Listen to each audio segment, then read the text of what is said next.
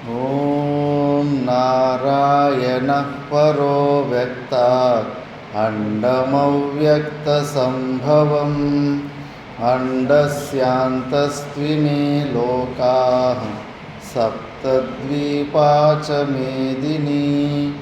ॐ शान्ति शान्ति शान्तिः।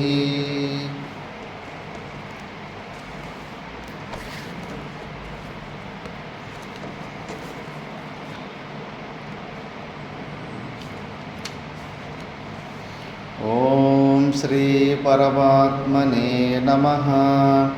अथ षष्ठोऽध्यायः आत्मसंयमयोगः। श्रीभगवानुवाच अनाश्रितः कर्मफलं कार्यं कर्म करोति यः स सन्न्यासी च योगी च न निरग्निर्न चाक्रियः। यं सन्न्यासमिति प्राहुर्योगं तं विद्धि पाण्डव। न ह्यसन्न्यस्तसङ्कल्पो योगी भवति कश्चन। मुनिर्योगं कर्म कारणमुच्यते योगारूढस्य तस्यैव शमः कारणमुच्यते। यदा हीनेन्द्रियार्थेषु न कर्मस्वनुसज्जते सर्वसङ्कल्पसन्न्यासी योगारूढस्तदोच्यते। उद्धरेदात्मनात्मानं नात्मानम् अवसादयेत्। आत्मैव ह्यात्मनो बन्धुः आत्मैव रिपुरात्मनः। मनस्तस्य येनात्मैवात्मना चितः अनात्मनस्तु शत्रुत्वे वर्तेतात्मैव शत्रुवत्। जितात्मनः प्रशान्तस्य परमात्मा समाहितः। शीतोष्णसुखदुःखेषु तथा मानापमानयोः तस्थो विजितेन्द्रियः युक्त इत्युच्यते योगी समलोष्टाश्मकाञ्चनः।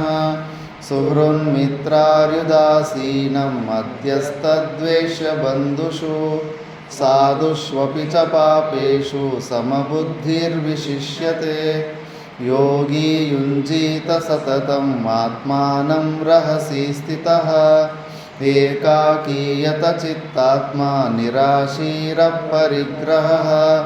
शुचौ देशे प्रतिष्ठाप्य स्थिरमासनमात्मनः।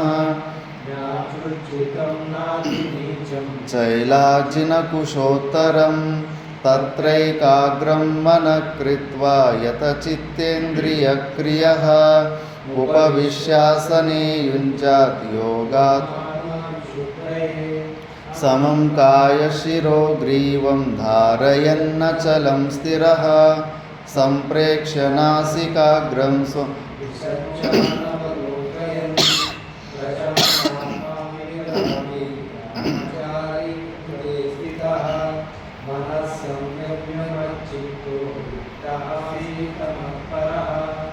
युञ्जन्नेवं सदात्मानं योगी नियतमानसः।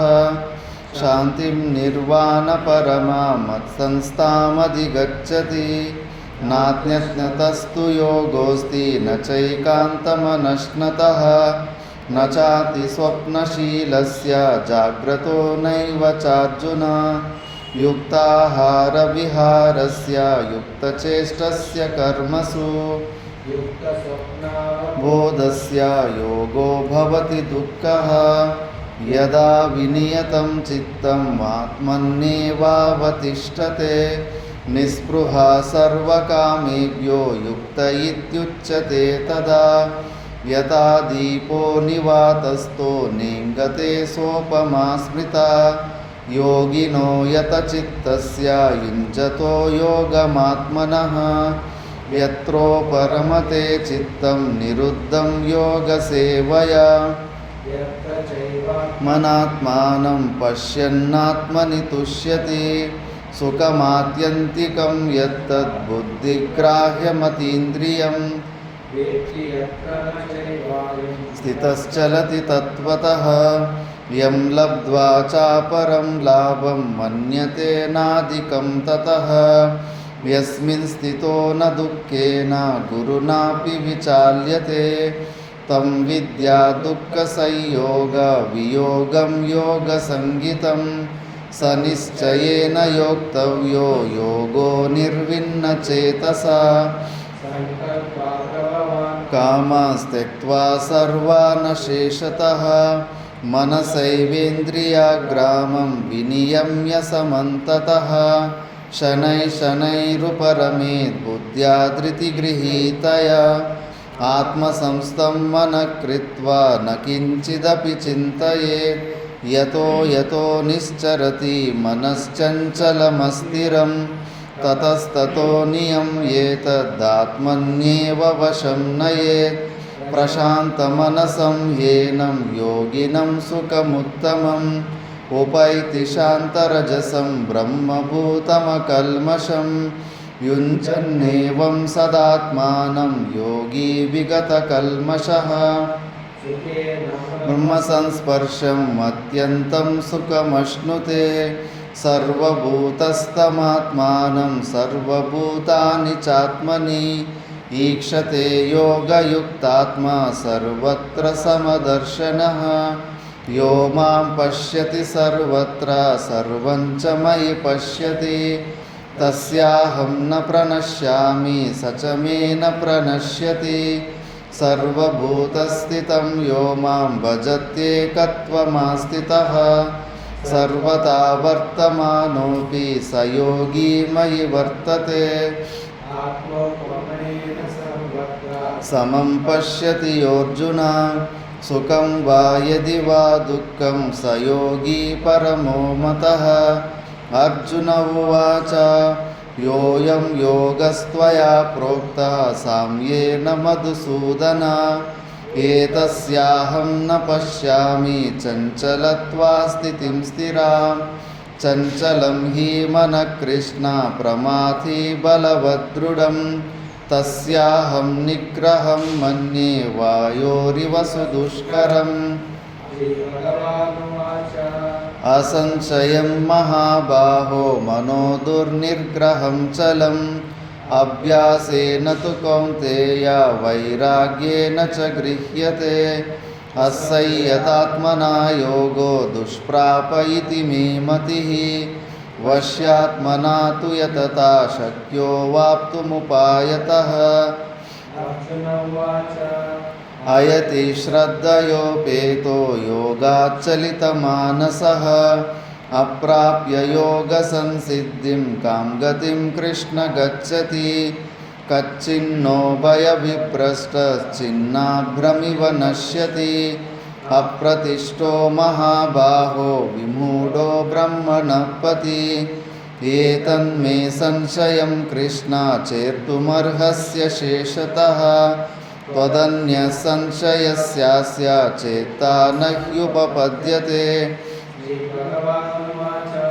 पार्थ नैवेह नामुत्र विनाशस्तस्य विद्यते न हि कल्याणकृत् कश्चित् दुर्गतिं तात गच्छति प्राप्य पुण्यकृतां लोकान् उषित्वा शाश्वती समाः शुचीनां श्रीमतां गेहे योगभ्रष्टोऽभिजायते अथवा योगिनामेव कुले भवति धीमताम् एतद्धि दुर्लभतरं लोके जन्म यदीदृशं तत्र तं बुद्धिसंयोगं लभते पौर्वदेहिकं यतते च ततो भूयः संसिद्धौ कुरु नन्दन पूर्वाभ्यासेन तेनैव ह्रियते यवशोऽपि सः जिज्ञासुरपि योगस्य शब्दब्रह्माति वर्तते प्रयत्नाद्यतमानस्तु योगी संशुद्धकिल्बिषः अनेकजन्मसंसिद्धस्ततो याति परां गतिं तपस्विभ्योऽधिको योगी ज्ञानिभ्योऽपि मतोऽधिकः को योगी तस्माद् योगी भवार्जुन योगिनामपि सर्वेषां मद्गतेनान्तरात्मना శ్రద్ధావాన్ భజతే యో మాం సమే యుక్తతమో మతః. ఓం తత్సదితి శ్రీమద్భగవద్గీతాసు ఉపనిషత్సు బ్రహ్మ విద్యాయాం యోగశాస్త్రే శ్రీకృష్ణార్జున సంవాదే ఆత్మసంయమయోగో నామ షష్ఠోధ్యాయః. మనము భగవద్గీతలోని 6వ అధ్యాయంను ధ్యాన యోగం గురించి మనం విచారణము చేస్తుంటే, ఇందులో జీవన్ముక్త పురుషుని లక్షణాల గురించి చెబుతూ, మళ్ళీ ఆరురుక్షు అయిన వాడు ఏమి చేయాలి, అలాంటి స్థితిని పొందడానికి ఏమి చేయాలి, ఎలా కూర్చోవాలి, ఎలాంటి ఆహారం తీసుకోవాలని చెప్పుకుంటూ ప్రారంభించాము. ఇంకా 12వ శ్లోకం ఇప్పుడు చూడాలి. 11వ శ్లోకం పూర్తి అయింది. తత్రైకాగ్రం మనః కృత్వా యతచిత్తేంద్రియక్రియః ఉపవిశ్యాసనే యుంజాత్ యోగమాత్మవిశుద్ధయే. తత్రైకాగ్రం మనః కృత్వా యతచిత్తేంద్రియక్రియః ఉపవిశ్యాసనే యుంజాత్ యోగమాత్మవిశుద్ధయే.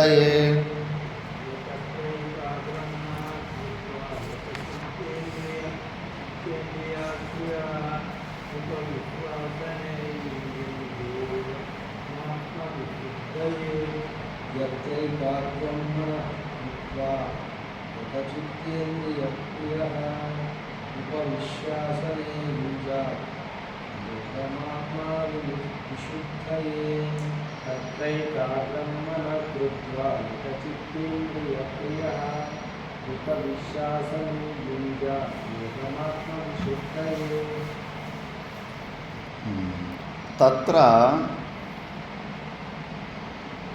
ఉపవిశ్యాసనే యతచిత్తేంద్రియక్రియః తత్ర ఆసనే ఉపవిశ్య యతచిత్తేంద్రియక్రియః మనః ఏకాగ్రం కృత్వా ఆత్మవిశుద్ధయే యోగం యుంజాత్. ఆసనము ఎలా వేసుకోవాలని పూర్వ శ్లోకంలో మనం విన్నాం. చాలా డౌన్లో ఉండకూడదు, గ్రౌండ్ లెవెల్లో ఉండకూడదు, చాలా ఎత్తులో కూడా ఉండకూడదు. మళ్ళీ కింద కుషం గడ్డి లాంటిది వేసుకొని దాని మీద మెత్తనిది ఏదన్నా కాటన్ బట్ట లాంటిది వేసుకొని దాని మీద ఏదైనా జింక చర్మమో యోగ్యత ఉంటే పులి చర్మమో వేసుకొని కూర్చోవాలని చెప్పారు. 3 గంటల సేపు ఆసన సిద్ధి ఉంటుంది. 3 గంటల సేపు కదలకుండా కూర్చోగలుగుతున్నామంటే ఆసన సిద్ధి అయింది అని.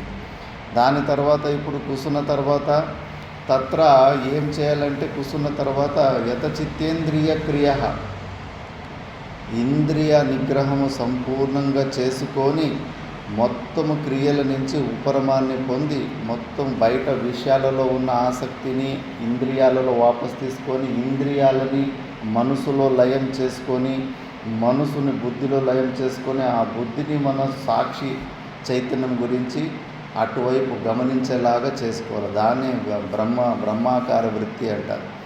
అలా చేసుకొని మన స్వరూపం గురించి మనము చింతన చేస్తూ ఉండాలి. ఇది ఫైనల్ కాదు, దీన్ని అహంగ్రీవ ఉపాసన అంటారు. మనసు బుద్ధుల ద్వారా మన స్వరూపం వైపు మరచి చూసుకుంటూ అది నేనే, ఆ సచ్చిదానంద స్వరూపుని నేనే అని. దానివల్ల దేనికోసం ఈ క్రియలు చేయాలంటే జ్ఞానం పొందడానికి కాదు, ఆత్మవిశుద్ధి అంతఃకరణ శుద్ధి కోసమే ఇవన్నీ కూడా. సెకండ్ కేటగిరీలో ఉన్నవాడు. దాన్ని భాష్యంలో చూద్దాం. తత్ర తస్మిన్ ఆసనే ఉపవిశ్య యోగం యుంజాత్ కథం సర్వ విషయేభ్యః ఉపసంహృత్య ఏకాగ్రం మనః కృత్వా యతచిత్తేంద్రియక్రియః చిత్తంచ ఇంద్రియాణి చ చిత్తేంద్రియాణి తేషాం క్రియాః సంయత తస్య సా యతచిత్తేంద్రియక్రియః సా కిమర్థం యోగం యుంజ్యాత్ ఇతి ఆహ ఆత్మవిశుద్ధయే అంతఃకరణస్య విశుద్ధ్యర్థం ఇది ఏతత్. చిన్నారు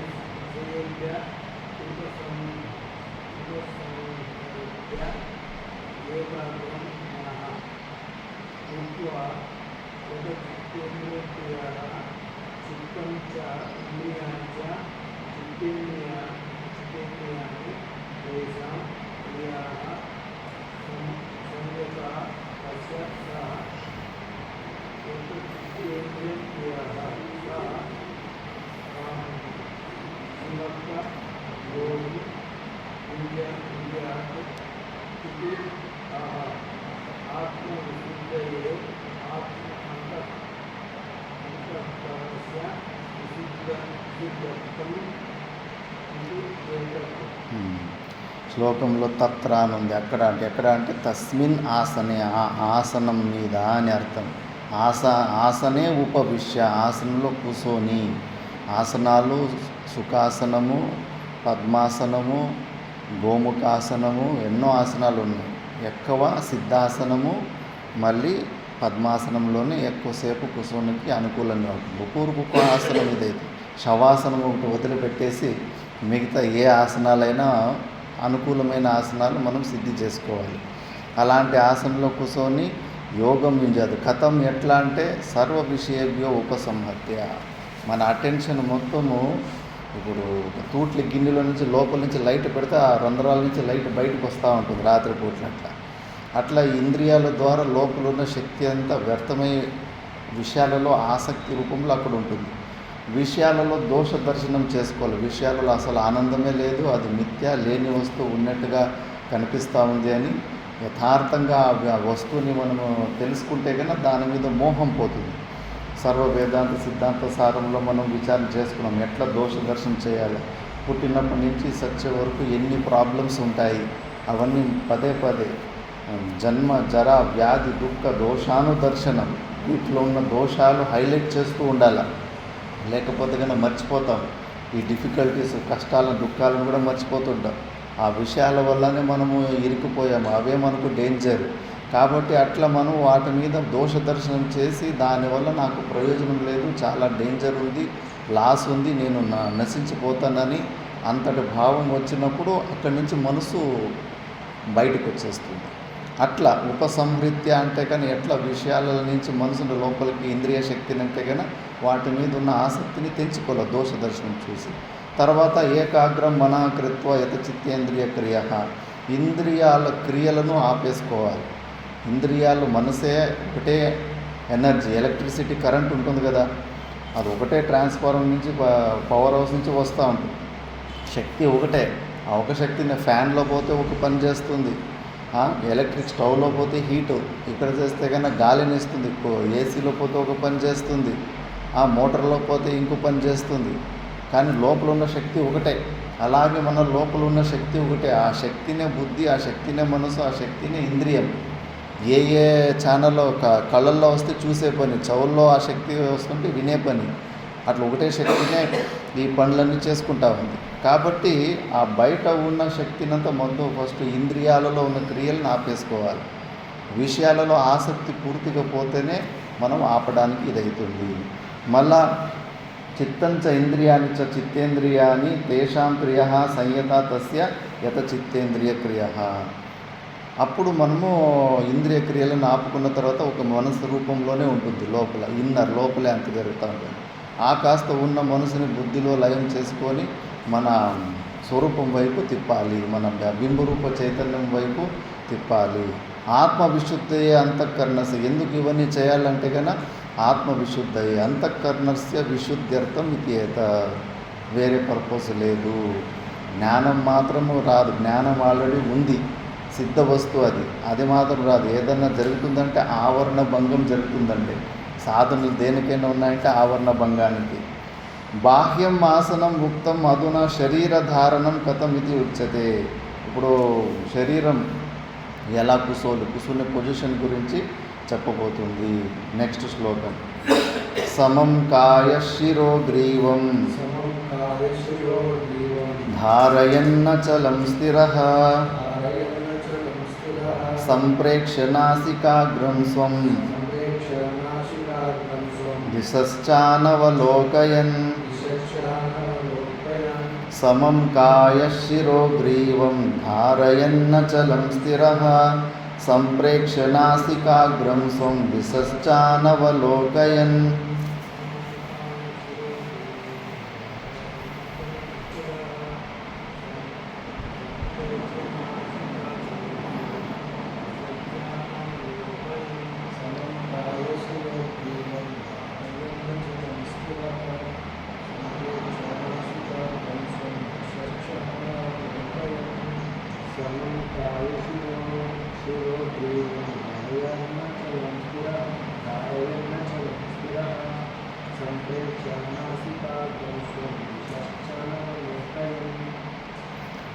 కాయశిరోగ్రీవం సమం అచలం ధారయన్ చ స్థిరః స్వం నాసికాగ్రం సంప్రేక్ష్య దిశః అనవలోకయన్. ఎలా కూర్చోవాలంటే కాయశిరగ్రీవం వెనక స్ట్రైట్గా కూర్చోవాలి. అంత ఈజీ కాదు. అందుకే వీపుని చేరుకు ఒరిగించిన గోడకు ఒరిగించిన స్వాహ. ధ్యానం కాదు, నిద్రకి వెళ్ళిపోతాం. అది చిన్నప్పటి నుంచి మంచి యోగాసనాలు చేసుకొని అలవాటు చేసుకుంటే ఈ ఆసన సిద్ధి జరుగుతుంది. వయసు అయిపోయిన తర్వాత మలుపు మళ్ళీ అది. అందుకే చిన్న పిల్లలప్పటి నుంచినే ఇవి అప్పటి నుంచి అలవాటు చేసుకుంటూ వస్తే కూర్చోగలుగుతారు. ఫుల్ స్ట్రైట్లో కూర్చున్నప్పుడు అది అడ్జస్ట్ ఆ అలైన్మెంట్ దొరకడమే ఎన్నో నెలలు పడుతుంది.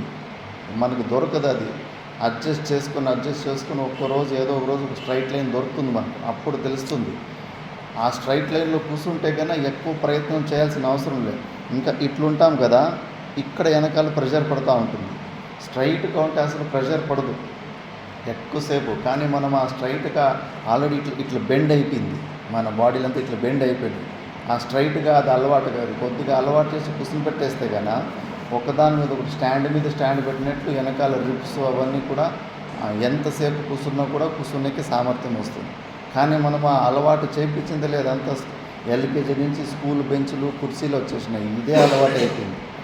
ఈ అలవాటు అయిపోయి బ్లడ్ సర్క్యులేషన్ కాక మోకాలు నొప్పులు అందరికీ ఎక్కువైపోయింది. ఈ పొజిషన్లో మోకాలు నొప్పులు ఎందుకు ఎక్కువవుతుందంటే ఈ కుర్చీల మీద కూర్చునే అలవాటు మనకు ఎక్కువైపోయింది. అందుకే కొంతమంది పీఠాధిపతులు ఇంత పైన ఆసనలో కూర్చున్నా కూడా పెద్ద వెడల్పుగా ఉంటుంది. చెక్కి ముక్కాలు వేసుకొని సుఖాసనంలోనే కూర్చుంటారు. ఎందుకంటే కన్నా కాసేపు రోజు మాతా మాణికేశ్వరమ్మ అక్కడ చూస్తూ ఉంటుంది. ఫస్ట్ నిద్ర లేచి 5 నుంచి 6 గంటలకి కంపల్సరీ మెడిటేషన్ హాల్లో ధ్యానంకి వెళ్ళాలి. ధ్యానంకి వెళ్ళి ఎవడన్నా అక్కడ నిద్ర తుకుడిస్తూ ఉంటే నడుచుకుంటూ పోయి త్రిశూలంలో టక్ అని కొట్టేది పక్కలో. నిద్ర కూడా పోనిచ్చేది కాదు. ఎందుకు ఊరికే కళ్ళు మూసుకొని నిద్రకి వెళ్ళిపోతాం అంతే. లేనిపోని మనసు ఆలోచన చేస్తాం. కొద్దిగా కూడా ఏమీ ఆలోచించకుండా తక్కువ వృత్తులతో ఏదో ఒక చోట మనసుని నిలపాలనే ప్రయత్నాలు చేయలేము. అది అలవాటు చేయాలి. సాధువులైతే మహాత్ములు వాళ్ళు పడుకున్న పొరుపే కానీ కింద ఆసనమే అదే శుద్ధిగా ఉంటుంది. నిద్ర లేచి తండ్రిలోనే రమణ మహర్షి అంటారు. బెస్ట్ టైం మెడిటేషన్కి విచారణ చేసుకోవడానికి తండ్రి. నిద్ర లేచి పొగల సమయం పర్వాలేదు, కొద్దిగా లేటుగా స్నానం చేసుకున్నా పర్వాలేదు. కానీ ఆ దాని మీదనే కూర్చొని ఆ 2 అవస్థల్లో కూడా రియాలిటీ ఎంత స్పష్టంగా చూడొచ్చు.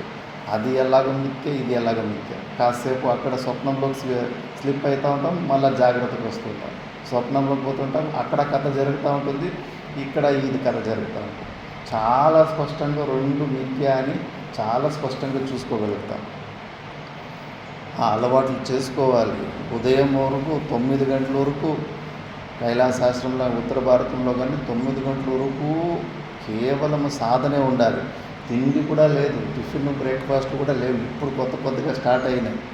9 తర్వాత ఒకేసారి 10:30కి కైలాసాశ్రమంలో భోజనం అవన్నీ చేసుకుంటారు. శక్తి వాళ్ళు కొద్దిగా చాయో ఏదైనా కొద్దిగా తీసుకోవచ్చు. ఉదయం పూటలో మాత్రము వృత్తులు చాలా స్లోగా ఉంటాయి, సత్వ ప్రధానంగా ఉంటుంది మనసు. అప్పుడే ఇలాంటి విచారణ చేసుకొని ఆత్మస్వరూపం గురించి చింతనలు చేయాలి చాలా స్పష్టంగా. కానీ ఈ అలవాటులు పోయినాయి. వయసు అయిపోయిన తర్వాత చాలా కష్టం. 45 నిమిషక్కింత ಹೆಚ್ಚು అభ్యాసం ఇರೋದಿಲ್ಲ. కొద్ది మెల్లమెల్లగా ఆ సమయం ఉదయం ఒక అంత సమయము, సాయంత్రం ఒక అంత సమయం.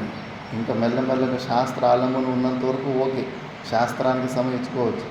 శాస్త్ర ఆలంబన కూడా వదిలిపెట్టాలనుకున్న రోజు ఉదయం ఒక 3 గంటల సేపు కదలకుండా, సాయంత్రం పనుకోకముందు ఒక 3 గంటల సేపు కదలకుండా ఇలాంటి అభ్యాసంలోనే ఉండాలి. ఇది చాలా అనుకూలం. విచారణం చేసిన తర్వాత ఈ ప్రాణాయామాదులు మనసును ఒక సింగిల్ పాయింటెడ్ ఒక పాయింట్లో నిలిపి ఇవన్నీ మనకు అనుకూలంగా ఉంటాయి. సమస్య ఇప్పుడు మనం తెలుసుకున్నాం మన స్వరూపం. అడ్డం వస్తూ ఉండేది మనసు వృత్తులే కదా. ఆ మనసు వృత్తులను కాస్త ఇవి అనగదొక్కే ఇలాంటి సాధనలు చేసుకుంటే చాలా ఈజీ అయిపోతుంది. కాబట్టి అలా కూసోవాలి. సకాయ శిరోగ్రీవం. మళ్ళీ అచలం ధారయన్. నీ స్వభావం, ఏ క్రియలు లేవు నీలో. పదే చెబుతూ ఉండాలి. క్రియలు లేవు. అసలు ట్రైన్లో ఇక్కడ ఎక్కుతాం, చూస్తే కన్నా 2 రోజుల తర్వాత అక్కడ ఢిల్లీలో దిగుతాం. నువ్వు ఏమన్నా నడుచుకొని పోయావా? నీ పాటుకు నువ్వు ఉన్నావు. తీసుకుపోయింది ఎవరు? ట్రైన్. ఈ శరీరం కూడా అంతే, ట్రైన్ లాంటిది. అందులో నువ్వు సాక్షి రూపంలో బింబు రూప చైతన్యంలో ఉన్నావు అంతే. అట్లా నువ్వు నీ స్వరూపం అనేది అచలమైన స్వరూపం. ఎప్పుడు నీ భావనలు నేను అచలమైన స్వరూపాన్ని అని అనుకున్నప్పుడు అప్పుడు నీ శరీరంలో కూడా ఆ హ్యాబిట్లు వస్తాయి. శరీరం కూడా అచలంగానే కదలకుండా ప్రయత్నాలు చేస్తూ ఉంది. ఫస్ట్ ఆ భావన చేసుకోవాలి. ఆ భావనలు అంటే భాష్యకారు భగవానుడు ఫస్ట్ నువ్వు అచలమైన స్వరూపం అని బాగా నిశ్చయం చేసుకో. అప్పుడు శరీరం ఎక్కువ కదలకుండా కూర్చోగలుగుతుంది. మళ్ళీ నాసికాగ్రం స్వం. నాసికాగ్రం అంటే ముక్కు స్టార్ట్ అయ్యేది. ఎక్కడి నుంచి స్టార్ట్ అవుతుంది? ముక్కు నారాయణ చేతి ఇక్కడ ముగుస్తుంది, ఇక్కడ స్టార్ట్ అవుతుంది భ్రూమధ్య. నాసికాగ్రం అంటే ఈ ముక్కు ఇక్కడ పుట్టి చిన్నపిల్లలకి ఇక్కడ పుట్టి ఇక్కడ స్టార్ట్ అవుతుంది. ఇది ఎండ్ పాయింట్. ఎక్కడన్నా కానీ ఇక్కడ భాష్యకార భగవాన్ చెప్తారు, పాయింట్ ఈజ్ నాట్ ఇంపార్టెంట్. నీ మనసుని ఎక్కడ నిగ్రహం చేసుకుంటావో అది ఇంపార్టెంట్. నువ్వు భ్రూమధ్య కావచ్చు, మైకులో కావచ్చు, నేగుల తుదీనలు కూడా ఏకాగ్రతను మాడి సిద్ధి అని ఉంటుంది. ఎక్కడో ఒక ఎదురుగా గోడ మీద ఒక చుక్క రాసుకొని చుక్క మీద కావచ్చు. బయట ఉన్న ఏ వస్తువు మీద నువ్వు చేస్తున్నావు అన్నది ఏమీ ఇంపార్టెంట్ లేదు.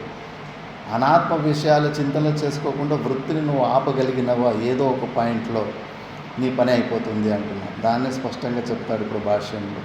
అలా మనసుని సింగిల్ పాయింటెడ్నెస్ కొంత ప్రతిరోజు ఒక అరగంట గంట సేపు వృత్తి రహితమైన స్థితిని అలవాటు చేసుకుంటూ ఉండాలి.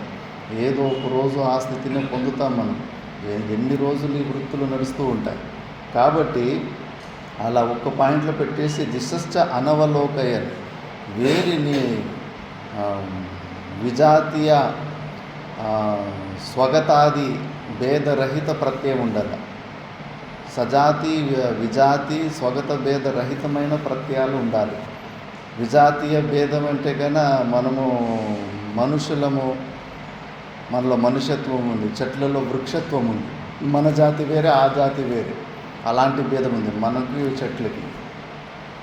సజాతీయ భేదము మనుషుల్లోనే, నేను బ్రాహ్మణుని, నేను క్షత్రియుని, అది సజాతీయ భేదం. ఒక జాతి లోపల ఇంకో భేదము. మళ్ళీ స్వగత భేద శరీరంలో చెయ్యి కాలు కాదు, కాలు చెయ్యి కాదు, అట్లా స్వగత భేదం ఉంది. ఇలాంటి 3 భేదరహితమైన ప్రత్యయ రూపంలో నీ మనసు ఉండాలి. ఆ భేద బుద్ధికి అవకాశం ఉండకూడదు. దాన్నే బ్రహ్మాగార వృత్తి అంటారు. అలాంటి స్థితిని నువ్వు పొంది కొన్ని రోజులు అలవాటు చేసుకుంటే అప్పుడు నీ మైండ్ నీ కంట్రోల్లోకి వస్తుంది. ఒక అరగంట సేపు వృత్తుల్ని స్లో చేసుకున్నావంటే మళ్ళీ అది ఫుల్ స్టడీ అయిపోతుంది. నువ్వు తర్వాత ఏ కార్యం చేసినా 100% సక్సెస్ ఉంటుంది. అంత పవర్ ఉంది వృత్తుల్ని ఆపడంలో. కాబట్టి దాన్ని ఇప్పుడు భాష్యంలో చూద్దాం. సమం కాయ శిరోగ్రీవం కాయః చ శిరః చ గ్రీవా చ కాయ శిరోగ్రీవం తత్సమం ధారయన్ అచలంచ సమం ధారయతః చలనం సంభవతి అతో విషినష్టి అచలం ఇతి. స్థిరః స్థిరో భూత్వా ఇత్యర్థః. స్వం నాసికాగ్రం సంప్రేక్ష్య సమ్యక్ ప్రేక్షణం దర్శనం కృత్వా ఇవ ఇతి ఇవ శబ్దో లుప్తో ద్రష్టవ్యః. నహి స్వనాసికాగ్ర సంప్రేక్షణం ఇహ విదిత్సితం. కిం తర్హి చక్షుషోః దృష్టిసన్నిపాతః స చ అంతఃకరణ సమాధానాపేక్షో వివిక్షితః.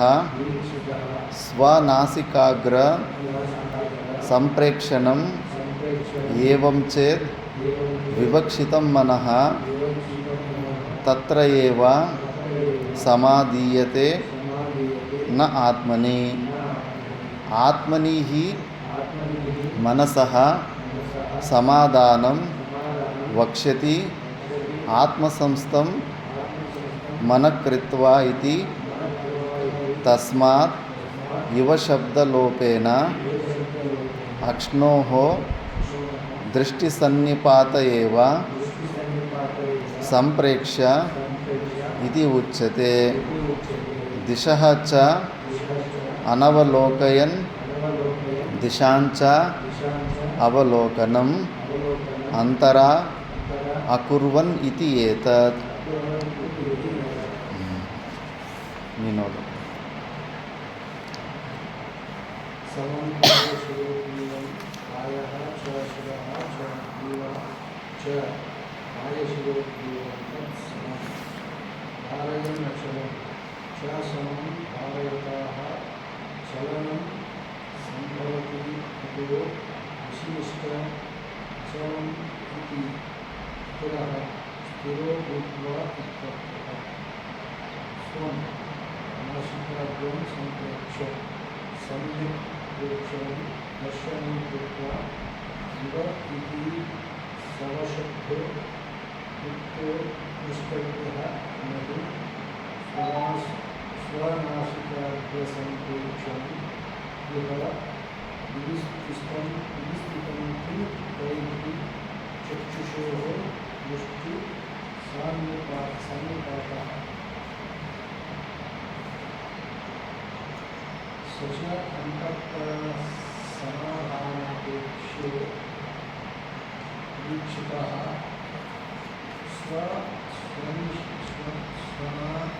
స్వనాసికాగ్ర సంప్రేక్షణం ఏవ చేత్ వివక్షితం మనః తత్ర ఏవ సమాధీయతే న ఆత్మని మనసా సమాధానం చతి. ఆత్మా స్పష్టం మనః ఇది. తస్మాత్ ఇవ శబ్దలోపేన అక్ష్ణోః దృష్టిసన్నిపాత ఏవ సంప్రేక్ష్య ఇది ఉచ్యతే. దిశా చ అనవలోకయన్ దిశాం చ అవలోకనం అంతరా పూర్వం ఇది ఏకం.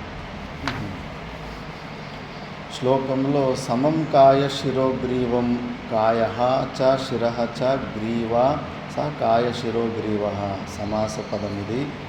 అంటే తల, వీపు, వెనక మూలాధార చక్రాన్ని మూలమైనది వెనక మొత్తం స్ట్రైట్ లైన్లో ఉండాలి ధ్యానం చేసేది. కొద్దిగా బెండ్ అయినా కూడా నిద్ర వచ్చేస్తుంది, తండ్రి వచ్చేస్తుంది. ఆ లైన్ అలైన్ కావడానికి చాలా సమయం పడుతుంది, ఆ స్ట్రైట్ లైన్ రావడానికి స్టార్టింగ్లో. అందుకే దండకా కట్టులు అవి, ఎందుకంటే చేతులు కూడా లాగేస్తుంటాయి శరీరాన్ని ముందుకు. అందుకే ఆ చేతులు కూడా బ్యాలెన్స్ చేయడానికి ఆ దండం పెట్టుకో ఉంటారు చేతుల కింద. కొంతమంది ఇక్కడ గొంతు కింద ఇలాంటి స్ట్రక్చర్ ఉంటుంది, ఆ దండాన్ని పెట్టుకొని అట్లా బ్యాలెన్స్ చేసుకుంటూ ఉంటారు. ఒకసారి అది క్లిక్ అయిపోయిన తర్వాత మళ్ళీ అలాగే ఎక్కువ అలవాటు చేసుకుంటారు. అలా స్ట్రైట్గా సమం ధారయత చలనం సంభవతి అతో విషినష్టి అచలం ఇది. ధారయన్ అచలం అని చెప్పారు. భావనలు చేసుకోవాలి. మనసు చాలా కన్ఫ్యూజన్ టెన్షన్లో ఉంటే కన్నా కూర్చొనిది నేను అసలు చేతులు కాలు బాడీ కూడా కోఆపరేట్ చేయదు. మనసు విపరీతంగా డిస్టర్బ్ అయ్యి విపరీతంగా ఎంబరేజ్మెంట్లో ఉంటే కన్నా అసలు నువ్వు హాయిగా రిలాక్స్గా కూర్చోలేవు. ముఖంలోనే కనిపిస్తూ ఉంటుంది ఆ డిస్టర్బెన్స్, అన్కంఫర్ట్నెస్ ముఖంలోనే వ్యక్తమవుతూ ఉంటుంది. అందుకే ఫస్ట్ మనసుని మంచిగా నువ్వు అచలమైన స్వరూపాన్ని సమాధానం చేసుకుంటూ ఉదయం ఏమి ఎక్కువ ఏ రామాయణాలు పెట్టుకోకుండా ఫ్రెష్ వృత్తుల్లో మంచిగా సైలెంట్గా అలవాటు చేసుకోవాలి. ఆ శాంతిని చూడాలి. స్థిరో భూత్వా ఇత్యర్థః. స్వం నాసికాగ్రం సంప్రేక్ష సమ్యక్ ప్రేక్షణం దర్శనం కృత్వా. నాసికాగ్రామాన్ని మంచిగా చూసుకుంటూ ఒకచోట అలవాటు చేసుకోవాలి. ఇక్కడ సంప్రేక్ష ఇవ అనే శబ్దము శ్లోకంలో యువ శబ్దం అనేది ఉండే, ఆ యువ శబ్దము వ్యాకరణము సూత్రాల వల్ల అది లోపమైంది, డిలీట్ అయిపోయి ఉంటుంది అని భాష్యకార భగవాన్ చెప్తున్నారు. ఎందుకంటే ఇక్కడ ఈ పాయింట్ ఇంపార్టెంట్ కాదు. నువ్వు భ్రూమధ్యాన్ని చూసినా, మైకును చూసినా, ఎదురుగా ఉన్న చుక్కని చూసినా, నీ ఇష్టదేవతని ఊహించుకొని చూసుకున్నా, కళ్ళు మూసుకొని లోపల ఎర్రటి చుక్క లాంటిది ఒకటి కనిపిస్తుంది, దానిపైన చూసినా నువ్వు చూసే ప్లేస్ ఇంపార్టెంట్ కాదు. ఈ మనసు బయట నుంచి విషయాల నుంచి విముక్తి అయిన అనాత్మ విషయాల ఆలోచన చేసుకోకుండా ఏదో ఒక పాయింట్లో స్థిరమైన ఒకే ఒక సింగిల్ వృత్తి ఉంది కదా, ఆ వృత్తి నీకు ఇంపార్టెంట్ అంతేకాని జాగాల గురించి నువ్వు టెన్షన్ తీసుకోకు. స్వనాసికాగ్ర సంప్రేక్షణం ఇహ విదిత్సితం కిం తర్హి చక్షుషో దృష్టి సన్నిపాతః సచ అంతఃకరణ సమాధాన అపేక్ష వివక్షితః. స్వనాసికాగ్ర సంప్రేక్షణమేవ చేద్ వివక్షితం మనః తత్ర ఏవ సమాధియేతే నా ఆత్మని. ఎందుకు నాసికాగ్రలోనే అందుకుందాం, ప్లేస్ కూడా ఇంపార్టెంటే అనుకుందామంటే కన్నా ప్లేస్ ఇంపార్టెంట్ అనుకుంటే కన్నా నీ మైండ్ అంతా మొత్తం దృష్టి అంతా నువ్వు నీ భ్రూమధ్య గురించి విచారణ ఆలోచనలు కూడా పోతాయి. ఆలోచనలు పోతే కన్నా ఏది ఇది అనాత్మ వస్తునే కదా, బయట విషయమే అది. నీ మనసు మొత్తం అక్కడుంటే కన్నా మనసును నువ్వు ఆత్మలో నువ్వు సమాధానం చేసుకోవాలి కదా. నీ దృష్టి మొత్తం నీ బింబరూపమైన చైతన్యంలో ఉండాలి కదా, బయట ఉన్న వస్తువులలో కాదు కదా. వస్తువులలో అందుకే కేవలం ఆ ఇంద్రియ శక్తిని ఏది అటు ఇటు దిక్కులు అవి ఇవి కుక్కలు పడుతూ ఉంటాయి. ఏ సౌండ్ అయినా దాని చెవులు యాంటనల్లాగా టక్ అని పైకి లేస్తాం, ప్రతి ఒక్క సౌండ్కు రియాక్ట్ అవుతూ ఉంటాయి. అట్లా మనము చుట్టుముట్టు జరిగే సౌండ్లకి క్రియలకు అసలు రియాక్ట్ అవ్వడం వదిలిపెట్టేయాలి. ఏకాగ్రత చేసినప్పుడు పాఠం జరిగేటప్పుడు కూడా అంతే, పక్కలో ఏమి డిస్టర్బెన్స్ ఉన్నా కూడా అసలు పట్టించుకోకూడదు. మా గురుగారు నేర్పించారు, చక్కగా అనిపిస్తుంది. భారబంకి ఆశ్రమంలో ఎవరో ఇది హనుమాన్ చాలీసా అఖండంగా ఏమో 10 రోజులు 12 రోజులు పెట్టుకున్నారు. లోపల గుయ్ గుయ్ గుయ్ గుయ్ గుయ్ అని వాళ్ళు చేస్తున్నారు, పక్కలో మాకు బ్రహ్మసూత్రాలు మంచి ఇంపార్టెంట్ ఆ రోజు స్టార్ట్ చేశారు. ఆ సౌండ్ డిస్టర్బ్ అవుతూ ఉంది, మేము పాట మీద కాన్సన్ట్రేషన్ చేయలేకపోతున్నాం. మా గురుగారు మాత్రం వాళ్ళకి మీరు కాసేపు ఆగండి అని చెప్పలేదు, క్లాస్ తర్వాత చెప్పండి అని కూడా చెప్పలేదు. నేను చాలా డిస్టర్బ్ అయిపోయాను. ఇంపార్టెంట్ బ్రహ్మసూత్రాలు ఫుల్ ఏకాగ్రత చెప్పాలి, వీళ్ళు పారాయణాలు పెట్టుకొని పక్కలో గుయ్ గుయ్ గుయ్ అంటున్నారు కదా అని చెప్పేసి నేను తట్టుకోలేక రెండో రోజు పోయి వాళ్ళకి చెప్పేసి, మీరు లేదా క్లాస్ ముందన్నా పారాయణం చేసుకుని లేదా క్లాస్ తర్వాతన్నా పారాయణం చేసుకున్నాను. ఇంకా నా లోపల ఆ ప్రెషర్ టెన్షన్ తట్టుకోలేక గురుగారి దగ్గరికి పోయి, గురుగారు వాళ్ళు అంతా పారాయణం చేస్తుంటే మాకంత డిస్టర్బ్ అవుతుంది, మీకు డిస్టర్బ్ కాలేదా అని. నేను మీకు ఇదే నేర్పాలని అనుకుంటున్నాను. పక్కలో ఉన్నోడి నోరు మూసి పనులు ఎప్పటి వరకు చేస్తూ ఉంటారు. ఇదేమో మన ఆశ్రమం, మన భక్తులు వాళ్ళు విన్నారు. అదే వేరే ఆశ్రమం భక్తులు వేరే ఏంటంటే కన్నా నువ్వు ఇంకో కొద్దిగా ఆపండి మార్చుకున్నట్టు ఇంకా మైక్ పెట్టి చెప్పేవాళ్ళు. నువ్వేది మాకు చెప్పేది, మా నోరు మా ఇష్టము, మా మైకు మా జాగా అని చెప్పేసి అప్పుడు నువ్వు మళ్ళీ డిస్టర్బ్ అయిపోతావు కదా. నువ్వు నీ ఏకాగ్రతని, అంత పెద్ద సౌండ్లు నీ చుట్టుముట్టు ఉన్న సౌండ్లు ఉన్నప్పటికీ కూడా నీ ఏకాగ్రత, గురుగారు ఏం చెప్తున్నారు అందులోనే నువ్వు కాన్సన్ట్రేషన్ చేయాలి. ఐపీఎస్, ఐఏఎస్, ఇంటెలిజెన్స్ ట్రైనింగ్లు ఇస్తారు. ఒక్కసారి 8 మంది మాట్లాడతారు, 8 మందిలో ఒక్కడు మాట్లాడింది మాత్రమే నువ్వు క్యాచ్ చేసుకోవాలి. మిగతా 7 మాటలని నువ్వు వదిలిపెట్టాలి. ఆ ట్రైనింగ్ ఇస్తారు, కాన్సన్ట్రేషన్, ఏకాగ్రత పెరగాలని చెప్పేసి. అట్లా మనము ఆ ఏకాగ్రతని పెంచుకోవాలి. పాఠం జరుగుతుందంటే పాఠమే, పక్కలో అణుబాంబులు పడినా కూడా లేయకూడదు. పిల్లి వస్తేనే గొబ్బులు వేసిపోతుంది పాఠం మొత్తం. ఇంకా నన్ను చూడరు, నా ముఖాన్ని చూడరు, వినరు. ఆ పిల్లి ఎటు పోతా ఉంటే అటు ఇటు చూస్తాను. చూడకూడదు అట్లా. పిల్లి పోని పులి రాని. ఆటం వింటున్నంటే పాఠమే వింటున్నాను. అది అలవాటు చేసుకోవాలి, ఏకాగ్రతని అలవాటు చేసుకోవాలి. ట్రైనింగ్ ఇచ్చుకుంటూ ఉంటే వస్తూ ఉంటుంది.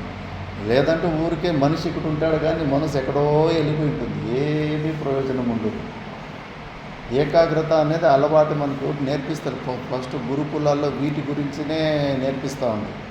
ఒక్క దాని మీద కాన్సన్ట్రేషన్ చేసేది లేదు. మహాభారతంలో అర్జునుని కథ విన్నారు కదా, చెట్లో పక్షిని పెట్టేసి అందరినీ పిలిచి అడుగుతూ ఉంటాడు ద్రోణాచార్య, ఏమి కనిపిస్తుంది? అందరికీ పక్షి కనిపిస్తూ ఉంటుంది, చెట్టు కనిపిస్తూ ఉంటుంది, కొమ్మ కనిపిస్తూ ఉంటుంది. ధర్మరాజుకైతే మీరు కూడా కనిపిస్తున్నారు గురుగారు అంటాడు. అక్కడ చెట్టులో ఉన్న పక్షిని గురు చూడరా అంటే ఇక్కడున్న గురుగారిని, చెట్టుని, అంత మొత్తాన్ని చూస్తున్నాడు. అర్జునుని అడిగాడు, అర్జున నీకేం కనిపిస్తా అంటే ఆ కన్ను తప్పితే నాకు ఇంకేమీ కనిపిస్తలేదంట. పక్షి కన్ను తప్పితే. అది కాన్సన్ట్రేషన్, అది ఏకాగ్రత. నువ్వు బయట అటు ఇటు అందుకే అంత సక్సెస్ఫుల్ అవుతారు. ఎవరన్నా అంతే, ఏదన్నా ఒక పనిని పెట్టుకున్నప్పుడు full focus, full mind, energy మొత్తం ఒక్క పాయింట్లో వదిలిపెడితే అది పని చేస్తుంది. మనం కింద నీళ్ళ గడుపుతుంటాం కదా, ఇంత పెద్ద పైపులో నీళ్ళు వస్తుంటే చెత్త అక్కడే ఉంటుంది. కొద్దిగా ఏళ్ళతోటి అదును పెట్టుకొని మొత్తం ప్రెషర్ని అంతా ఒక్క చోట ఇస్తే కానీ అది మళ్ళీ మట్టిని ముందుకు తోస్తుందా లేదా? అట్లా ఇక్కడ లీక్ అవుతూ ఉంది, షవుల్లో లీక్ అవుతూ ఉంది, లోపల ఉన్న శక్తి నోట్లో లీక్ అవుతూ ఉంది, అన్ని ఇంద్రియాలు లీక్ అవుతూ ఉంటే కానీ ఒక్క చోట ఎట్లా ఫోకస్ చేస్తావు? ఆ అలవాటు చేసుకోవాలి. ఏకాగ్రతగా ఉండడము ట్రైన్ చేసుకోవాలి. తపస్సు ఇది ఒకటిది అలవాట. ఈ అలవాటు లేకనే మనం ప్రతి ఒక్క పనిలో కూడా ఫెయిల్యూర్ అవుతుంది. ఒక్క సింగిల్ పాయింట్లో ఉండడము అలవాటు చేసుకోవాలి. అందుకే ప్రతిరోజు 1 గంట సేపు విచారాలు లేకుండా ఒక చోట దాన్ని ఆపే ప్రయత్నం చేసుకో ఉండాలి. అదే కదా అసలైన సాధన. కాబట్టి ఆ మనసుని మొత్తము మన స్వరూపంలో పెట్టాలి. బయట ఉన్న వస్తువులు, ఆ వస్తువులు ఇంపార్టెంట్ కాదు. దాని మీద మధ్యలో గలీజైన ముక్కు మీద దృష్టి పెడతావా, బయట గోడ మీద దృష్టి పెడతావా? భగవంతుని మీద దృష్టి పెట్టాలి. సగుణ సాకార రూపం. సగుణ సాకారము కానీ, అది మడక టిప్పు కానీ, కట్టె కానీ, మైకు కానీ, ఈ వస్తువులు బయట ఉన్న వస్తువులు లెక్కలు కాదు. నువ్వు విషయాల గురించి ఎంత ఆలోచించుకుంటూ ఉండవు అన్నది ఇక్కడ ఇంపార్టెంట్. అంతే, దాన్నే చెప్పారు. ఎందుకంటే మనసు మొత్తము ఆత్మ మీదనే అటే తిరిగి ఉండాలి. ఆత్మని మనసః సమాధానం వక్ష్యతి, ఆత్మ సంస్థం మన కృత్వా ఇది. భగవద్గీతలో శ్లోకం ఉంది, ఆత్మ సంస్థం మన కృత్వా ఇది తస్మాత్ ఇవ శబ్దలోపేన అక్ష్ణోహ దృష్టి సన్నిపాతః ఏవ సంప్రేక్ష. కేవలం దృష్టి ఎక్కడ పెట్టాలి అంతేగాని నీ మనసును మాత్రం నీ ఆత్మస్వరూపం గురించి చింత చేస్తూ ఉండాలి. దిశశ్చ అనవలోకయన్ దిశాంచ అవలోకనమంతరం అకుర్వనితి ఏతత్. అటు ఇటు కనిపించకూడదు. ఏమి నారాయణ చైతన్యం, అటు ఇటు ఏమి కనిపించకూడదు. పాఠం జరుగుతున్నప్పుడు గురుగారు శబ్దం మాత్రమే కనిపిస్తూ ఉండాలి. దానికి భిన్నంగా వేరే ఇంకేమీ కనిపించకూడదు. ఇంతే ఉండాలి ఫోకస్ అనేది. మళ్ళీ రేపు అక్కడ పిల్లిగా పోతే కానీ పిల్లి కనిపించాలా కనిపించకూడదా? కనిపించకూడదు. పిల్లి పోయినా కనిపించకూడదు, ఏం పోయినా కనిపించకూడదు. అంత ఏకాగ్రతని అలవాటు చేసుకోవాలి. కాబట్టి అలా కూర్చోవాలి, అలా ధ్యానం చేయాలని చెప్పాడు. నెక్స్ట్ శ్లోకంలో ప్రశాంతాత్మ విగతభీః బ్రహ్మచారీ వ్రతే స్థితః మనస్సంయమ్య మచ్చిత్తో యుక్త ఆసీత మత్పరః. ప్రశాంతాత్మ విగతభీః బ్రహ్మచారీ వ్రతే స్థితః మనస్సంయమ్య మచ్చిత్తో యుక్త ఆసీత మత్పరః.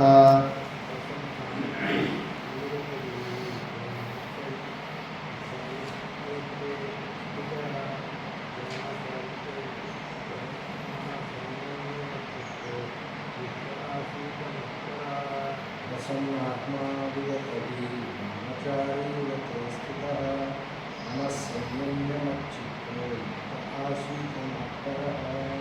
ప్రసన్నాత్మా విగతవి బ్రహ్మచారీ వ్రతే స్థితః మనస్సంయమ్యమచ్చిత్తో యుక్త ఆసీత మత్పరః. బ్రహ్మచారీ వ్రతే స్థితః విగతభీః ప్రశాంతాత్మా యుక్తః మనః సంయమ్య మచ్చిత్తః మత్పరః ఆసీత్. బ్రహ్మచారి వ్రతము, ఆ బ్రహ్మచారి వ్రతంలో ఉన్నవాడు, భాష్యంలో చెప్తారు బ్రహ్మచారి వ్రతం ఏంటి, గురు శుశ్రూషాది భిక్ష. గురు శుశ్రూషలో ఉండడమే బ్రహ్మచారి లక్షణం. ఊరికి నేను పెళ్లి చేసుకోలేదు, నేను బ్రహ్మచారిని అంటే నువ్వు అవన్నీ గౌణ ప్రయోగాలు అంతే. నువ్వు గురువు ఆజ్ఞలో, గురువు ఉపదేశం తీసుకొని, గురువు కంట్రోల్లో, గురువు అనుశాసనంలో నువ్వు ఎదుగుతున్నావంటే నువ్వు బ్రహ్మచారి అంతే. అంతేకాకుండా నువ్వు పెళ్లి చేసుకోకుండా ఉన్నంత మాత్రం నువ్వు బ్రహ్మచారి కాదు. బ్రహ్మచారి అంటే బ్రహ్మ శబ్దం ఉంది. ఆ బ్రహ్మనే, ఆ పరమాత్మనే పొందే ఉద్దేశం ఉన్నవాడే బ్రహ్మచారి. అలాంటివన్నీ ఇక్కడ చెప్పేది. అందుకే జీవితంలో గురువు లేకపోతే వాడి జీవితం పశువులాగానే ఎండ్ అయిపోయింది అని. గురు లేని విద్య గుడ్డి విద్య అని. కంపల్సరీ గురు దీక్షలో ఉండి, గురు పరంపరలో ఉండి, ఆ గురు శుశ్రూషాది నియమాలు ఏమైతే ఉంటాయో బ్రహ్మచారికి అవన్నీ పాటించేటోడు అని. విగతభీః భయం అనేది ఉండకూడదు. ధైర్యాన్ని పెంచుకోవాలి. భయం అనేది అజ్ఞానం వల్లనే వస్తూ ఉంటుంది. ద్వితీయాద్వై భయం భవతి. నీకన్నా భిన్నంగా ఊహించుకున్నందుకే నీకు భయం వస్తూ ఉంది. అదేదో విచారణ చేయి, మంచిగా శ్రవణమని నిధిధ్యాసనల ద్వారా దాన్ని తొలగించుకో. ఆసక్తినే నీకు భయం వేస్తూ ఉంది. ఈ శరీరం మీద ఉన్న తాదాత్మ్యం నీకు భయపెడతా ఉంది. వదిలిపెట్టేసిడి. నువ్వు ఆశిస్తే మాత్రం 10,000 సంవత్సరాలు బతికేస్తావా ఏంటి? నువ్వు ఏమున్నా ఏదైనా ఇది ఏదో ఒక రోజు మట్టిలోకి వెళ్ళిపోయేది. దీన్ని గట్టిగా పట్టుకొని అయ్యో ఎక్కడ వెళ్ళిపోతుందో, ఎక్కడ వియోగం అయిపోతుందో, ఎక్కడ శరీర వియోగం అయిపోతుందో అని. దానికన్నా పెద్ద భయం ఏముంది? అన్ని భయాలలో మూల భయము మృత్యు భయమే, అభినివేశ. దాన్నే విచారణ చేసి తెగించి తీసి పక్కన పడేసిడి. బౌద్ధులు ఎట్లా ప్రతిరోజు ఎడం పక్క భుజం మీద ఒక పక్షిని ఊహించుకొని ಒಂದು ಪಕ್ಷಿಯ ಕಲ್ಪನೆ ಮಾಡ್ಕೊತಾರೆ. ಆ ಪಕ್ಷಿ ಇವ್ರ ಹತ್ರ ಮಾತಾಡುತ್ತೆ ಸಾಧಕರ ಹತ್ರ, ಇವಾಗ ನೀನು ಶರೀರ ಬಿಡೋದಕ್ಕೆ ರೆಡಿ ಇದೆಯಾ ಅಂತ. ಆವಾಗ ಅವ್ರ ಮನಸ್ಸು ಓಕೆ ನಾನು ರೆಡಿ ಇದ್ದೀನಿ, ನಂದೇನು ಪೆಂಡಿಂಗ್ ಫೈಲ್ಸ್ ಇಲ್ಲ, ಈಗಲೀಗಲೂ ಶರೀರ ಬಿದ್ದೋದ್ರೂ పర్వాలేదు. ప్రతిదిన ಬೆಳಗ್ಗೆ ಅವ್ರ దినచర్య, ప్రతిరోజు ప్రతి క్షణము దానికి రెడీగా ఉండాలి ఈ శరీర వియోగానికి. అలా అంతటి విచారణలో, అంతటి డీప్ విచారణలో ఉన్నప్పుడు దేనికి భయపడాలి? అంత ఈ శరీరం మీద తాదాత్మ్యం పొంది డిపెండెన్సీ, పరాధీనత మనకు ఈ శరీరం వల్లనే వస్తూ ఉంది. ఆలోచించండి, ఎవరికి పరాధీనత ఇష్టం కాదు. విధి లేక అందరూ ఇరుక్కుపోయారు. పెద్ద పోస్ట్ అయిన ప్రధానమంత్రి కూడా విపరీతమైన పరాధీనత. నెక్స్ట్ ఎలక్షన్లో నాకు ఓట్లు వేస్తారో లేదో, ఆ ప్రజలను నప్పించడానికి ఎన్నెన్ని మాటలు, ఎన్నెన్ని ట్రిక్స్ వాళ్ళు కూడా అవలంబన చేసుకుంటూ ఉండాలి. ఇప్పుడు 2-3 అడుక్కోవడమే కష్టం, మనసు చాలా నొప్పి వేస్తుంది. పరాధీన స్థితి. ప్రధాని 150 కోట్ల మంది దగ్గర అడుక్కోవాలి ఓటు. ఎంత పెద్ద భిక్షగాళ్ళు వాళ్ళు. భయం వేస్తూ ఉంటుంది వాళ్ళది కూడా పరాధీన స్థితి. ఇప్పుడెంతో ఎమ్మెల్యేల పరిస్థితి 50 కోట్లు ఖర్చు చేసినా కూడా ఓడిపోయే పరిస్థితి ఉంది. డబ్బులు తీసుకొని కూడా ఓటేరు, ఆ లెక్కకు వచ్చేసినారు జనాలు. ఇప్పుడు అలాంటిది పరాధీనత మాత్రం ఈ శరీరంతో తాదాత్మ్యం ఉంటే పరాధీనత వస్తుంది.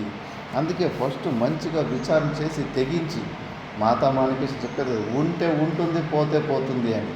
అట్లా తెగించి ముందుకు వెళ్ళేవాడే ఏదన్నా ఆ సాధనాన్ని పొందుతాడు. అందుకే విగతభీః, భయం ఉండకూడదు. దేని గురించి కూడా లేశ మాత్రం భయం అన్న శబ్దం మన డిక్షనరీలో ఉండకూడదు. ప్రశాంతాత్మ, ఇది మన స్వరూపం. 1000 సార్లు అనుకోండి శాంతి శాంతి శాంతి అని. తృప్తి రూపమైన ఆత్మస్వరూపం, ప్రశాంత స్వరూపం మనది. దానికి మహత్ బుద్ధి ఇస్తే కానీ కూల్గా ఉంటాం. ఎలాంటి పరిస్థితులు వచ్చినా కూడా ఎంత విపరీతమైన పరిస్థితుల్లో వచ్చినప్పుడు, ప్రతికూల పరిస్థితులు వచ్చినప్పుడు కూడా కూల్గానే ఉంటాం. టెన్షన్ తీసుకో. ఎందుకంటే ఏది శాశ్వతం కాదు. శరీరమే శాశ్వతంగా నమ్ముకున్న శరీరమే శాశ్వతం కాదు. ఇంకా బయట ఉన్న మనం పట్టుకున్న వస్తువులు ఏదైనా కానీ ఏది శాశ్వతం కాదని తెలిసినప్పుడు, ఏది దూరమైనప్పటికీ, ఏ వియోగం వచ్చినప్పటికీ కూడా తాను టెన్షన్ తీసుకోడు. అంత ప్రశాంతంగా ఉండాలి. అలాంటి వాడు యుక్త అంటే సమాధి అభ్యాసం చేసే యోగారూఢుడని మనం అనుకోవాలి. మనః సంయమ్య మచ్చిత్తో మత్పరః ఆసీత. మనసును ఇంద్రియ నిగ్రహణ చేసుకొని నా స్వరూపంలో అంటే బింబరూప చైతన్యంలోనే బ్రహ్మాకార వృత్తిని పొందిన వ్యక్తి అవ్వాలి అని భగవంతుడు చెప్తున్నాడు. దీన్నే భాష్యంలో చూద్దాం.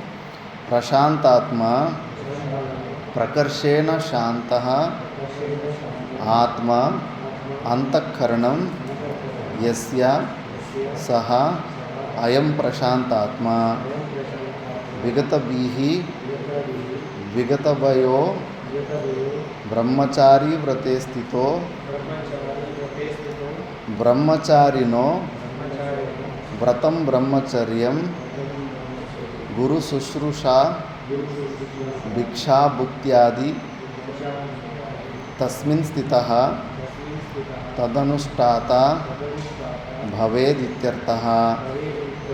కించ మనః సంయమ్య మనసో వృత్తిః ఉపసంహృత్య ఇతి ఏతత్ మచ్చిత్తో మయి పరమేశ్వరే చిత్తం యస్య సహ అయం మచ్చిత్తో యుక్తః సమాహితః సన్ ఆసీత ఉపవిశ్యేత్ మత్పరః అహం పరో యస్య సహ అయం మత్పరః.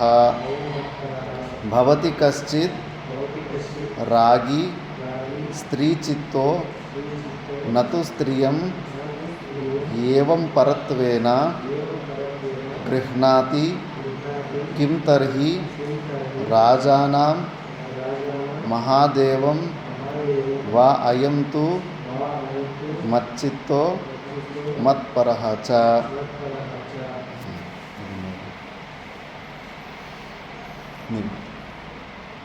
ప్రశాంతాత్మ ప్రకాశనాశాంత ఆత్మ అంతఃకరణం యస్య సహ అయం ప్రశాంతాత్మ విగతాభిః విగతమన్యో బ్రహ్మచారిణతో స్థితే బ్రహ్మచారిణో వ్రతం బ్రహ్మచర్య గురు శుశ్రూషా భుక్త్వాది తస్మిన్ స్థితః తదనుష్ఠాత్ భవేదిత్యర్థః.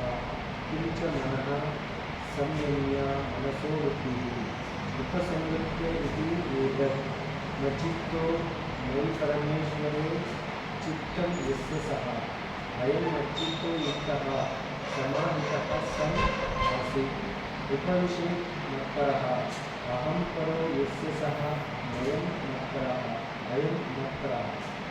భవతి కశ్చిత్ రాగి స్త్రీచిత్తోన తు స్త్రీయం ఏవం పరత్వేన గృహ్ణాతి కిం తర్హి రాజానాం మహాదేవం వా అయం తు మచ్చిత్తో మత్పరః చ.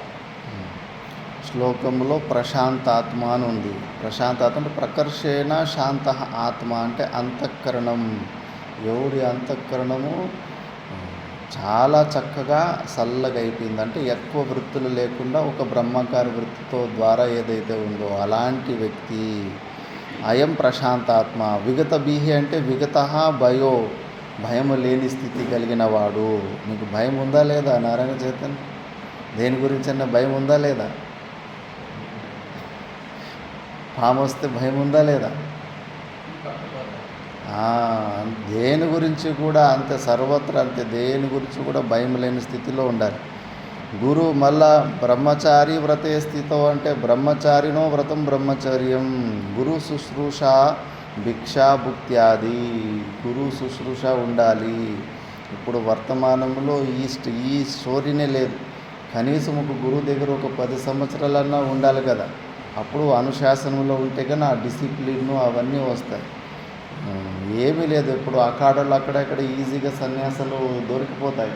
టక్కన పోయి ఎర్రబట్టలు వేసుకుని డైరెక్ట్గా గురువులే. శిష్యులు మాత్రం లేదు.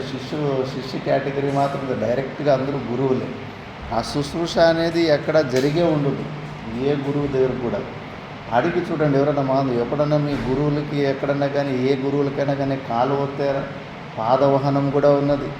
కాలు ఒత్తిందే కానీ ఏమన్నా సేవ చేసిందే కానీ చరిత్ర ఉందా? లేదా భిక్ష తీసుకొని వచ్చి గురువులకి ఇచ్చారా? ఎవరు చరిత్రలో ఉండదు. మాకు కొద్దిగా అదృష్టం ఉంది కాబట్టి మా గురువు అవన్నీ చేసుకునే అవకాశం దొరికింది గురుగారికి. ఇంకా కరోనా సమయంలో అయితే ఇంకా ఎక్కువ మేమే ఉన్నాం. బయట నుంచి ఎవరు బార్బర్ కూడా వచ్చాడు కదా. మా గురుగారికి మేమే గుండు కొట్టేవాళ్ళం. ఆయనకు నడుము నొప్పి అవి వచ్చినప్పుడు కాళ్ళు అందరికీ అవకాశం దొరికింది. అవన్నీ ఏమీ లేనేలేదు. మరి నీ అహంకారము ఎక్కడ ఉంటుంది? అది అలా చరిత్ర ఎక్కడో ఒక చోట అది ఆ జీవితంలో అది ఉండాలి. అది ఈగోని చంపుకోవడానికి అదొక ప్లేస్ తప్పితే మనకి ఇంకెక్కడా లేదు. ఎవరి మీదన్నా కానీ అసలు వానికి తల వంచాలనే భావన కూడా రాదు. ఎందుకంటే అంతటి క్యారెక్టర్ అంతటి పాత్రత ఎక్కడ కనిపించదు. ఒక గురువులోనే మనకు ఆ పాత్రత అది ఆ భావన చేసుకుంటాం కాబట్టి అక్కడే మనం అహంకారాన్ని చంపుకోవడానికి ఇదవుతుంది. మరి అది ఆ స్టోరీనే ఉండదు. ఆ స్టోరీ రాకుండా ఎక్కడ నువ్వు ఎట్లా ఏగగలవు అహంకారం? అది ఇంకా పెద్దగా అయిపోతుంది. గురువు చరణాలకి అప్పచెప్పేసి గురువు ఆజ్ఞకు అనుకూలంగా జీవితం గడిపి చూడండి, అసలు ఏ టెన్షన్ ఉండదు. తస్మిన్ స్థితః తదనుష్ఠాత భవేదిత్యర్థః. కించ మనః సంయమ్య మనసో వృత్తి ఉపసంహృత్య ఇది ఏతత్. మనసులో వృత్తులు ఏది ఆ థాట్ ఈ థాట్ ఉండకూడదు. వన్ సింగిల్ థాట్, బింబరూప చైతన్యము థాట్, ఒకే ఒక సింగిల్ థాట్ ఉండాలి. దాన్నే బ్రహ్మాకార వృత్తి అంటారు. మచ్చిత్తో మయి పరమేశ్వరే చిత్తం యస్య. కంప్లీట్ వాడు మైండ్లో ఆ బింబరూప చైతన్యము రూపు నిర్గుణ నిరాకార పరమాత్మను తప్పితే ఇంక ఏది అసలు గ్రహించే అలవాటు ఉండద్దు. ఏదన్నా ఒక వస్తువు ఒక సినిమా చూడాలి అంటే చిన్న వయసులప్పుడు ఆ సినిమా గురించినే ఎట్లుంటుంది మైండ్, దాని గురించి ఆలోచన చేసుకుంటుంటారు. చిన్నప్పుడు క్రికెట్ మ్యాచ్ అంటే పిచ్చి. ఎప్పుడో 15 రోజుల తర్వాత వచ్చే క్రికెట్ మ్యాచ్కి 15 రోజుల ముందు నుంచి ఆ వృత్తులు మనసులో ఎప్పుడు వస్తుంది క్రికెట్ డీడీ ఛానల్లో వచ్చేవాళ్ళు. అంటే చిత్తం మొత్తము దాని గురించి అయిపోతుంది. అలాగే మన స్వరూపము ఆ స్వరూపం గురించి చింతన చేసి మన చిత్తం మొత్తము దాని నుంచినే నిండిపోయి ఉండాలి. మళ్ళా దాని మీద మహత్వ బుద్ధి కూడా ఉండాలి.